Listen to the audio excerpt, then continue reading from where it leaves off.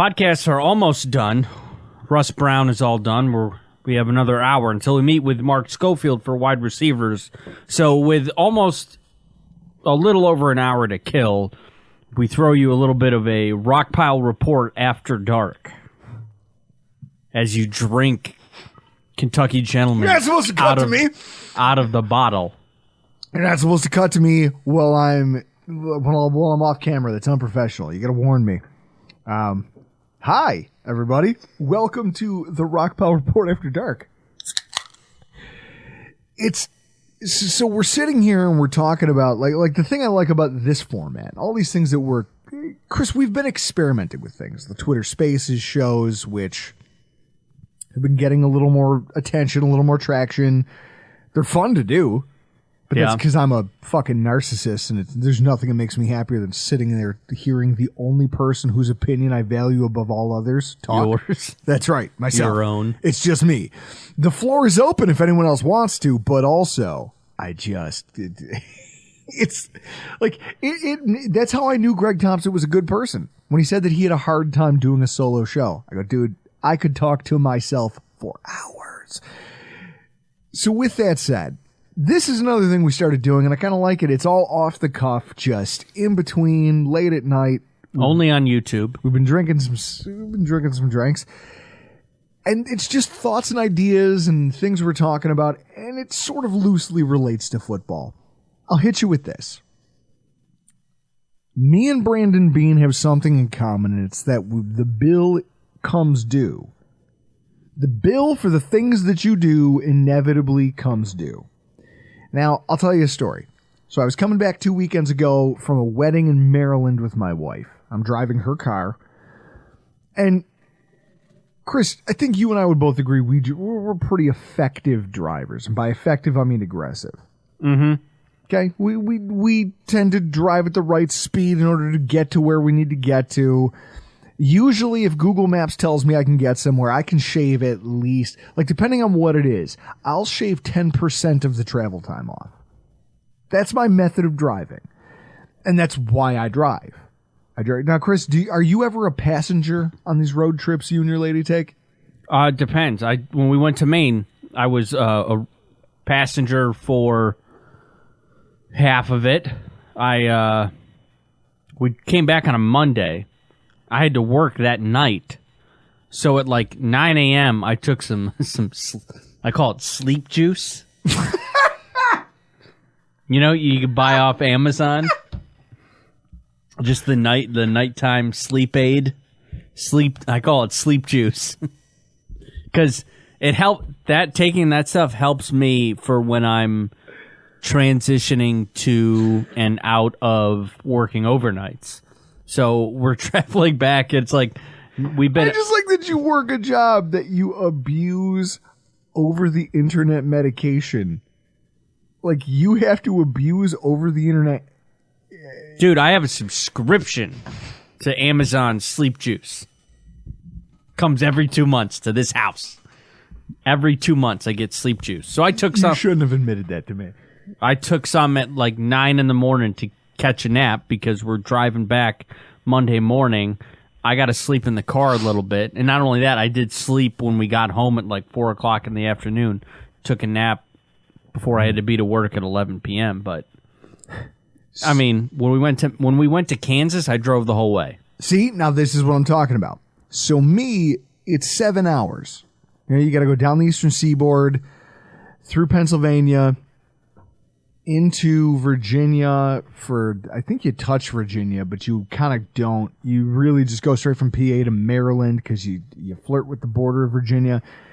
And then you're there, but then you have to go all the way down because it was Easton, Maryland. So you're talking about shooting all the way down over the Chesapeake to the southern part of Maryland. It was 7 hours. Did you do something that I would have done? Well, here's what happened. So I drove the whole way, both ways, because I can't be in a car. I'm only asking. I'll get car sick if I'm a passenger. I'm only asking because I wanted to know if you stopped at any liquor stores. No. In fact, I the only place I stopped, we stopped once at a Subway for lunch, which was weird. I got a Subway. I got something called the Mexicali, and it actually wasn't as bad as I wanted it to be because it's fucking Subway. But then also we stopped at this place called like Moontown. I don't know. It was something, some liquor store not far from the hotel. So I guess I did stop at a liquor store. I bought a bottle of Tito's for the room because, Chris, if you're traveling, you got to have a bottle in the room, right? Yeah. But anybody that's watching this would go, yeah, you need a bottle for the room. But not fucking Tito's. I bought Tito's because my wife likes a little vodka cran. It's one of the, vodka, water, and a splash of something fruity is one of my wife's favorite cocktails. She's not a sophisticated woman. And I love that about her because I'm not a sophisticated man, obviously. We can tell that by your teeth. So we go in there, and I've never seen this before. They've literally, Chris, if you go in to buy a 6-pack of bottles, how do you expect it to be packaged?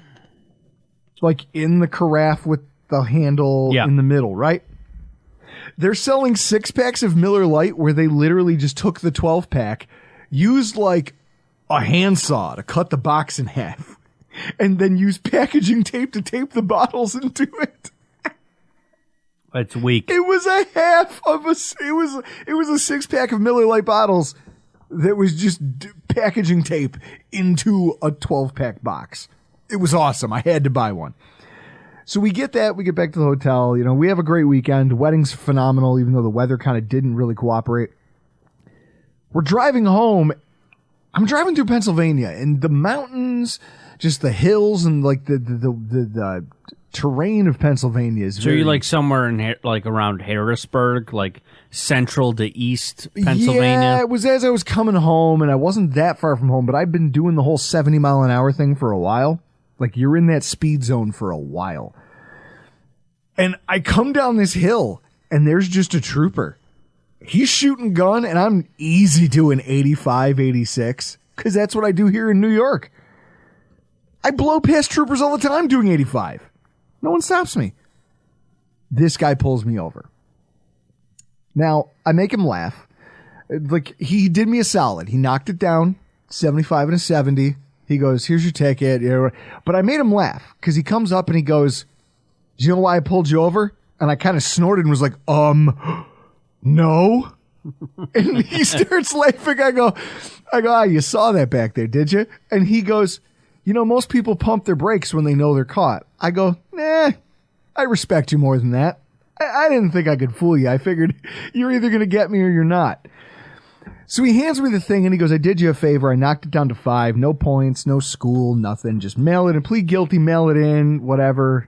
And I'm laughing with him now because he's like, you know, you should probably slow down. And I was like, oh, I'm not going to. And he laughed just at how candid I was. And I kind of basically told him, this is the tax that I'm paying because I speed everywhere. Like I drive an easy 10, like I'm always 10 over. Always, without fail. Yes. 5 to 10 over no matter where I am. And if circumstances allow, I might push that to 15 to 20. Why? I don't know. I don't have an answer for you. I wish I did. So with that in mind, here's a cop and I'm talking to him and I go, no, this thing that I'm getting right now, I'm not even mad about it. And he even said, he's like, I appreciate you being whatever. And I go, what am I supposed to do? This is the tax that I pay because I choose to speed everywhere. That's all it is. It's not even a punishment. It's just the occasional tax of the decision that I have chosen to make over and over and over and over again. Eventually there will be a bill due. What am I supposed to do? Act like I didn't have it coming? No. Instead, you just laugh and you write the check and you go, okay, that's what it costs to live the way that I do and conduct this thing the way that I conduct it. Now, how does that relate to the Buffalo Bill? Well, the funniest part about that story, Chris, is I failed to mail in the ticket on time. You know what showed up? Here's the best part. They mailed out a bench warrant notice.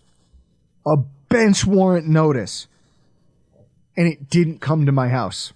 Went to your old address. Went to my old address. So now the people who I sold my house to, young couple, they're like 26 years old, just got married. I still talk to my old neighbor, Todd. I want to text him and be like, go over there and ask them what they think. I go, they must have gotten that in the mail and been like, wait, there's an active bench warrant for the guy who used to own this house. What a piece of shit. There was a time I want to say 2017, I got pulled over in Holland on my way home from work. And I was going maybe about 45 in a 30. And the cop positioned beautifully. He was legit. Legit. You're not even mad about it? You're No. like, I'm impressed. He was legit hidden. I didn't notice him until I passed him. And I saw him pull out, and I just immediately pulled over. Because you knew. So I knew. He didn't turn his lights on or That was any. me. Yeah, I got. I just pulled over. Larissa goes, what are you doing? I go, just wait. Yeah. Just wait, he'll be here. I got pulled over, and then it was 45 and a 30, and then also my address didn't match my registration, even though I had a whole calendar year to change it, and I didn't. So he let me go on the speeding, but gave me a ticket for not having my address updated on my registration. And I think it was because I immediately pulled over. Like, I passed the cop pulled out right behind me, and I'm like, oh, I'm just pulling over right now. This is the funniest thing about this whole conversation. As we're talking about it, I realized that the guy that I bought, like, somebody flipped the house that I bought and then sold, right? Where my bench warrant notice went. So the people who sold me the house bought it off a group of people. The reason they had possession of it was because it got sold by a woman who her husband had gone to jail because he knocked over a convenience store and stole the lottery tickets, but then scratched them and tried to turn them in, which they're immediately flagged if you steal those. Right? And so he did prison time. He went away. The wife quit her school teacher job, became a stripper, and eventually lost the house. And then they bought it like out of bankruptcy or out of foreclosure, whatever you want to, it's foreclosure. And so I used to get that guy's mail at the house all the time. And I'd think to myself, man, what a dirtbag. And now the cycle continues that there's a new resident at 10 Mayberry Drive going, man, the previous guy who lived here was a real piece of garbage. I like that I was able to continue that tradition. I like you guys, for those watching, if you have any hilarious getting pulled over stories, comment with them down below. So, with this in mind, where I guess this has a Bills tie-in, as we're sitting here thinking about it, and we've been drinking and talking about football and doing football podcasts, the bill comes due for everybody who breaks the law. Someday, no matter how many times you do it, like what do they say? Everybody who gets pulled over for DWI. They're like, it's almost never your first time. And for a lot of people, it's not your 50th or your 100th. It's like the 4, 5, 6, 700th time you've done this, you get popped. And then the recidivism rate for that is pretty high. But you break a law long enough, you inevitably will face the consequences of that. And as it pertains to all this NFL draft talk we've been doing, you think about the things that Brandon Beane has not liked to do. I can pull it up here, Bills draft history, right? Buffalo Bills. Are we going only Brandon Beane history? Yep, just Brandon Beane history with the draft. Pro Football Reference has a great chart where they break it down year by year, who your picks were, what positions, the whole nine. When you look over that, we've talked ad nauseum, and so many other podcasts have, about how defensive players were kind of always the soup du jour with the top draft capital. Kyer Elam, Greg Rousseau and Boogie Basham, Kyer Elam, James Cook, Terrell Bernard. Like most years, you saw usually a 2-to-1 favoritism skewed towards the defense versus the offense. You also see a football team that has primarily built its offensive lines through the active free agency rather than trusting the draft. They tried Wyatt Teller. They took a flyer on him and then traded him away unceremoniously. They traded up for Cody Ford, who was then traded away very unceremoniously after failing and being replaced by whatever street free agent they had brought in that season. Would you have rather done Cody Ford or Greg Little? Because he was the next pick. That's a hard one. That's a fucking tough one. They're in the same boat. That's like asking, would you rather have a half dozen or 6? They're both the same quantity of ass. Like, I don't know. But every single year, this team has primarily prioritized defense with its largest pieces of draft capital. And there is a price to be paid for that. And the Bills are paying it, right? You look at it now, the way the Bengals game ended. Chris, could you say that that's part of the price tag that comes along with not using your premium draft capital on offensive linemen? Yeah. On wide receivers. People who go, well, they traded a first-round pick for Stephon Diggs. Who gives a fuck? The fact is, they knew what he was. They had a chance to scout him as a pro through their pro scouting department and then identify traits that they said, on an actual NFL field, this guy pays dividends, but he's going to want a contract, but who gives a shit? We'll trade away a first-round pick and then give him the contract he wants. You paid that guy the second he got here. You as an organization have never used your premium draft capital to bring in real offensive difference makers on cheap contracts. And now the bill comes due. And it comes due in the form of losses to teams like the Bengals. The way they beat us, the way the Bengals played all year compared to the way the Buffalo Bills struggled with their offensive consistency down the stretch. The way that things ended against the Chiefs in that, NFL Films is never going to stop playing that game, right? 13 Correct. seconds. It'll be an all-time instant classic. And it almost doesn't matter.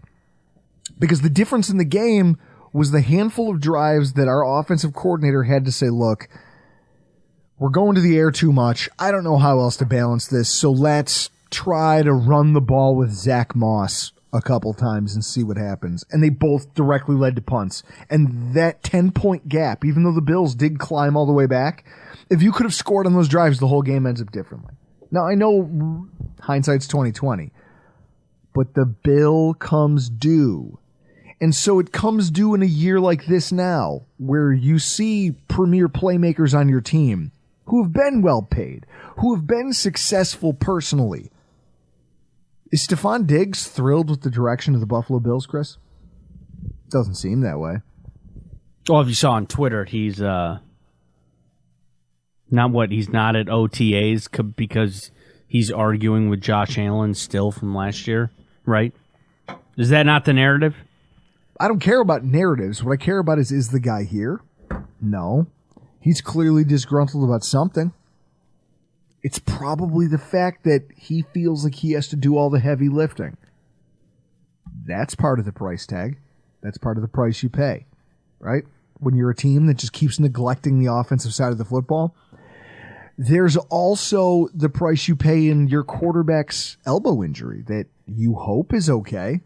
And you truly hope that they are correct and that he's correct and that this is something that just with PT and rehab, he's going to come back and he's going to be 100% of what he was and we won't have any problem. But then you look at the Brock Purdy situation and you go, got a pretty similar injury, a little more severe. He's already talking about, well, I hope I can play in 2023. I don't know if I can. Okay, so what? So if I get it, they're two different cases. But also, what if Josh Allen doesn't go back to being pre-UCL tear Josh Allen? Now what? The Bills are fine as long as Josh Allen is here and as long as if Josh Allen's playing a full season, guaranteed 10 wins every year. But so now he might be a quarterback who needs a little bit more help. The way Brock Purdy, you look at Brock Purdy, well, how many teams does he go to and have the success he had? You don't want to run Josh Allen at the rate you've been running at him. No, but it's not about running. It's about what it is. It's about giving him options. Everyone's like, well, that injury happened in the pocket. All the injury. They're right. Being in the pocket with a poor offensive line will get your quarterback injured. You don't want him to end up as Ben Roethlisberger at the end of his career. So now the bill comes due. and you say to yourself, well, if the thing we want is to keep our quarterback healthy, we want to give him the time and make him feel comfortable. Well, okay, then it starts with skill and it starts with protection. And those are the two things that this team has never invested heavily in the NFL draft. But the bill comes due. The things you neglect, the choices that you actively make for your football team, there's a ripple effect. The ripple effect is that the Buffalo Bills, for all of the contending teams, our offensive line, I mean, in that one game, obviously the offensive line for the Bengals was better. We also had a heavily depleted defensive line. With that said, I think that at least the Bengals recognize their weakness and are out there continuing to churn and try to make their team better. They're signing new faces. They're signing big contracts on the offensive line. They're spending draft capital on the offensive line. They probably will do that again. I've seen people like Chris. I've seen mock drafts where they're talking about, well, if Bijan Robinson or if Darnell Washington and a top tight end falls to the Bengals, you're crazy if you don't think they're investing another first round or second round pick in an offensive lineman. It's coming because they recognize what they have. They know their offense is already explosive. They don't care about the defense. The Chiefs don't give a fuck. The Bengals haven't given a shit about their... They spend money in free agency. Sure, every team does. But when you look at where they've spent their draft capital and what they've tried to do, it's been about making the offense better while they have an upper echelon quarterback. Our team has been the one outlier to that. So is anybody surprised that we're in the position that we're in? You shouldn't be, because the bill is now due. You have a arguably top 5, maybe even top 3 quarterback in the entire NFL. If you do not put the tools around him to be successful, you don't invest in that offensive line, and you keep just trusting his physical traits to make this thing run. If you don't invest in the wide receiver core, Chris, they made a second-round pick at running back last year, who was an actual athlete, was an explosive asset to a championship-winning collegiate team, and showed flashes of that in his rookie season. In the NFL, at an actual level against NFL-caliber competition. But you're not done. Like, I like the Hines trade, the fact that they found a way to keep him around, because he is a successful NFL player who could be good for you if you use him properly. You heard the podcast with Matt Waldman. He's really high on Damian Harris. He thinks Damian Harris is a better player than Devin Singletary ever was. And he likes him for what we're doing. Good, so you improved that. And you actually invested draft capital there. Now do the rest of the offense. It's time. You have to. The bill is due. The same way I needed to pay the magistrate court's $420 or $415 from Central PA, you now have to pay the NFL draft. You have to pay, and you have to go out there and you have to improve your offensive line, and you have to improve your skill core, whether it be tight end, whether it be wide receiver. You need pass catchers who are dynamic. Why? Because you've basically trusted your quarterback's skill set and a bunch of also-rans. And you've still been successful, but not successful enough. Not successful enough. Chris, am I being crazy? Am I being too, or are you being crazy? When are you not crazy? That's a question. Is it or is it not time? Enough of the, well, we need a defense. Your defense doesn't show up when it matters. I don't want to hear any more about it. The playoffs have proven to us for, 3, 4, 5 seasons now, that your defense is not enough to win in the postseason. No one's is. It's the offenses that get it done. Stop living in the past own the not even mistakes, but just own the choices. One of the things my father always used to say was that morality, you can take all that stuff. Life is nothing but actions and consequences. When you do something, there's a result, and you have to live with that, and you have to own it. The result for Brandon Beane of having ignored, I don't know whose call it was, whether it was his, whether he was taking too much influence from McDermott. The idea that you've put all of your significant draft capital into this defense that hasn't been able to win you the big ones. It's now an offense that's depleted and pissed off some of its star players. It's finally time for you as a GM to do the thing, because you, much like I, there's a bench warrant out now.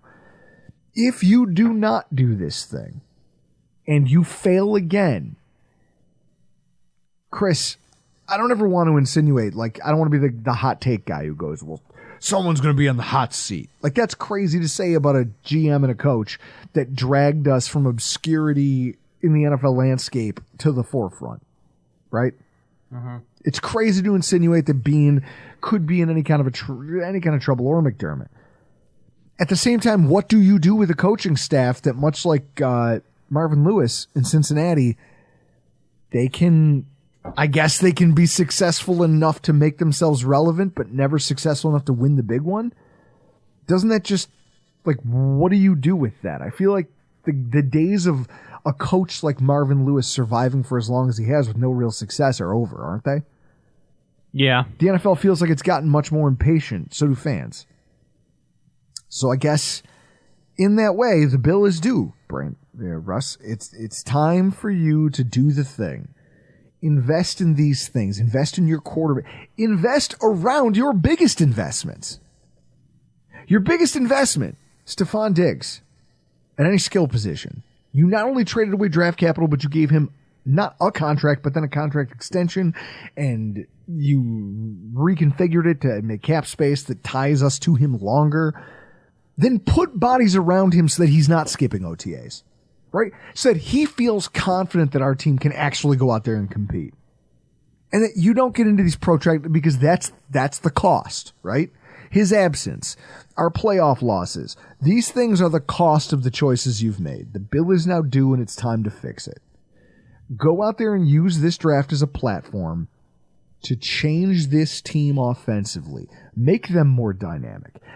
It doesn't matter if it's a tight end, if it's a wide receiver. It doesn't matter if it's the first round or second round. They have to come out of draft weekend. Chris, we're a week away. Yeah. They have to come out of this a more dynamic offense. And if they don't, you think Chris, it'll be like all the times I got away with speeding. You think it gets better the longer you put it off? No. It's like me not paying that speeding ticket. Do you think that was going to get better when the Pennsylvania magistrate sends me the bench warrant notice? What do you think comes next if I ignore that?